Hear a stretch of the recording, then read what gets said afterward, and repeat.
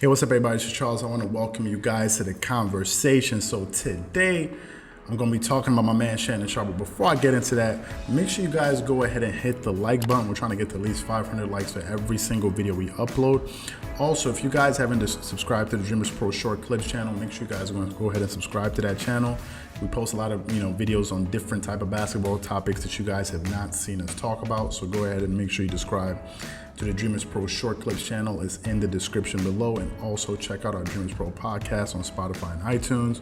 We have all of those links in the description below. So let's just get right into the topic. So the question is, or really the statement is, the truth about why Shannon Sharpe fears Michael Jordan. That's what I want to get into in this video today, and I'm going to take my time getting into this video because it's something I've been thinking about for quite a while, and now I finally have, I believe, enough information to get into it. So all of you guys know I'm a millennial. I'm 32 years old, and I didn't really grow up getting to watch Michael Jordan play, right? I started following the NBA around 2001. And that's when I really started getting into the NBA and really getting into basketball and just following it. And since then, I've been a basketball fan. But I never got to see Michael Jordan play. Now, we all know that the new documentary that just recently came out, the docu-series on Netflix and ESPN called The Last Dance, just really highlights the last season that the Chicago Bulls had on their final title run, and all of the turmoil that they had to, go through and succeeding this, despite, their upper management not really doing the right thing. And we also, most of us, I'm sure, saw the first two episodes. But watching those episodes, I was able to glean something that I didn't know before because, quite frankly, I just didn't know. I'm not old enough. I wasn't there. I didn't see it. Now, I'm just going to go at this argument in a pretty interesting way for you guys. All of you guys watch Shannon Sharpe, and Skip Bayless and other guests always have this argument about who's the greatest player of all time, which to me I think is a no-brainer. Is Michael Jordan. Anyone that has a brain is going to say Michael Jordan. But anyway, Shannon Sharpe always makes this argument of why he believes that LeBron James is better than Michael Jordan, and for me, I just don't understand it. And he was always famous for really talking about, because Skip Bayless would always say Michael Jordan went 6-0 in the finals, and Shannon Sharpe will say, but what about all of those years he was getting knocked out in the Eastern Conference first round, and Skip Bayless, who I believe, Skip Bayless is 68 years old, I believe. Skip Bayless doesn't have the energy that he used to have to sit there and really argue and go into the details. If you watch him, he'll make a point and then all of a sudden just sort of start to fade away in the middle of his points, because I just don't believe he has the energy to make these arguments anymore. And that's the reason why Shannon Sharpe usually takes advantage of him in these arguments by talking loud. So if he talks loud, obviously he must be right.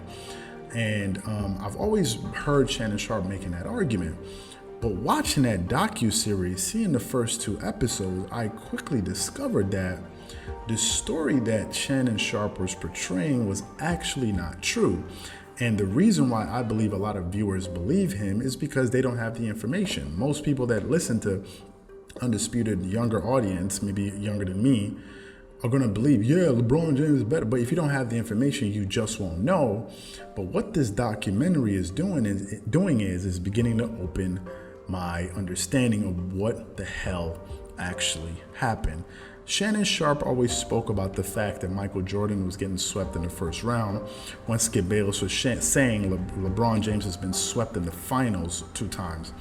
So watching that documentary, let's go through what actually happened. Let's give some context to Shannon Sharpe's argument. The first thing is, Michael Jordan broke his foot in the 1986 season, and he missed 64 games. That's why if you go back and look at his career scoring, that season was the year that he averaged, he didn't average, he averaged 28 points, but he could have done much better.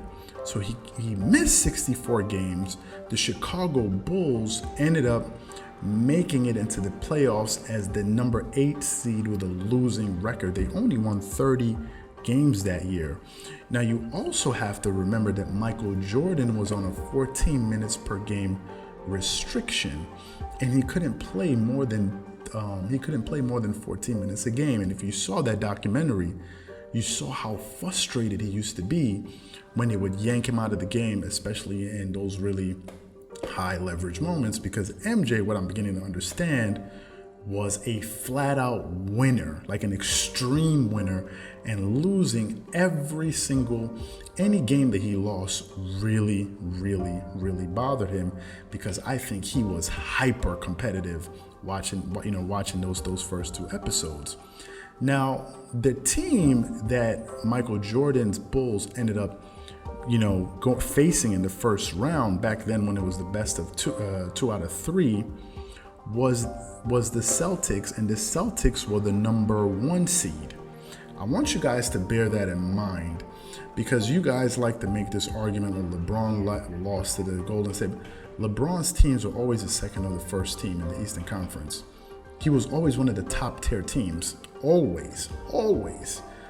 LeBron has never been an 8th seed, 7th seed, 6th seed team. Never. Even when he lost in the finals against the Dallas Mavericks, I think the Miami Heat had the number 1 seed in the Eastern Conference, if I'm not mistaken.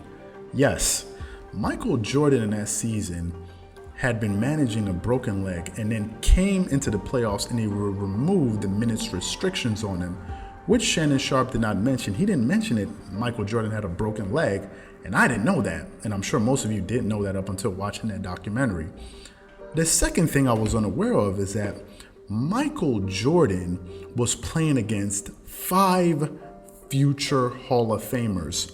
5 of them. 5 in Larry Bird, Bill Walton, Kevin McHale, Dennis Johnson, and Robert Parrish. That's who Michael Jordan was playing against in his second season in the NBA. Let's just put that into context, okay? He went against that team, and what happened? In game 1, Michael Jordan scored 49 points. In game 2, he scored 63 points that went into double overtime. And in game 3, he scored 19 points. And for the series, MJ averaged 43 points per game. None of that information Shannon Sharpe ever said in his arguments, because, as they say, knowledge is power. No, it's not. Information is power. And if you have the wrong information, then you don't have any power. And for us, me listening to him all of these years talk about it, I simply didn't know. But he did, because he's old enough to know. Shannon Sharpe is 51 years old. He just always omitted that from his argument, because obviously if you gave fans the true picture, no one in their right mind would be saying what they say about Michael Jordan. And I mean, obviously you'll understand that he was the greatest player of all time. Now, to go further into these, why I believe Shannon Sharpe is afraid of Michael Jordan, let me just read you his career accomplishments. Michael Jordan is a 6-time NBA champion, 6 times Finals MVP, 5-time regular season MVP, 14-time All-Star, 3-time All-Star Game MVP.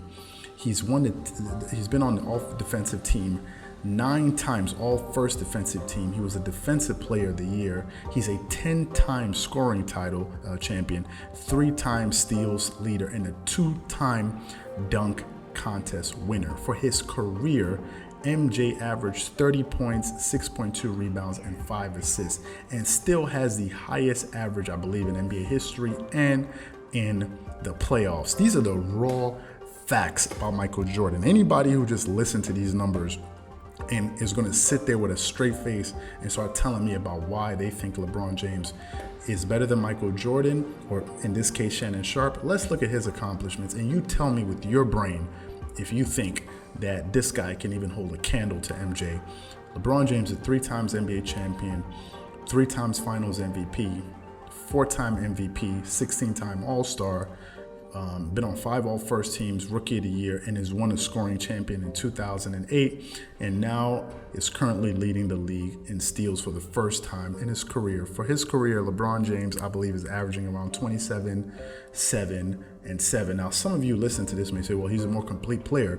Yes, if he's a more complete player, what did all of that completion lead to? Because if you're saying he's more complete than Michael Jordan and Michael Jordan had a much greater career, I think I'll take Michael Jordan. And just to put all of that in context for you guys, Michael Jordan only played for 14 years. LeBron James has been playing for 16 years, and he'll probably play for another 2 years. And MJ is almost, let's say, twice as successful as LeBron James. Twice as successful. Every award that Michael Jordan has, that LeBron has, Michael Jordan has double that. We can't even talk about scoring because they're not even in the same universe. Some of you guys may say, well, LeBron James is a good scorer. LeBron has scored 60 points one time in his career. He's led the league in scoring one time. The only reason he has more points than Michael Jordan is because he's played for 2 additional seasons than Michael Jordan. That's the reason why. And MJ played in college. Had Michael Jordan come into the NBA as a high school player, he would probably have like 40,000 points for his career. So let's just stop it. And that's where I think that's the reason why I think Shannon Sharpe fears Michael Jordan. If people do their research, if only people did their research, you will see that this is not even an argument. And now Stephen A. Smith, for some reason, has been emboldened to start pushing back and saying MJ is the undisputed greatest player of all time. And anybody that thinks otherwise is bugging out. But for me, I now understand why Shannon Sharpe truly fears Michael Jordan. He fears that people are going to get the information, and once they have it, his entire talking points are going to turn into a joke, and that's what I think they are. So what I want to know from you guys is, do you agree with me with everything I've said, or do you think I'm wrong? And if you think I'm wrong, please let me know why you think so in the comment section below. Again, if you enjoyed the video, don't forget to hit the like button, subscribe to the channel. Once again, this is Charles here from Dreamerspro, wishing you guys an amazing day and stay safe. Peace.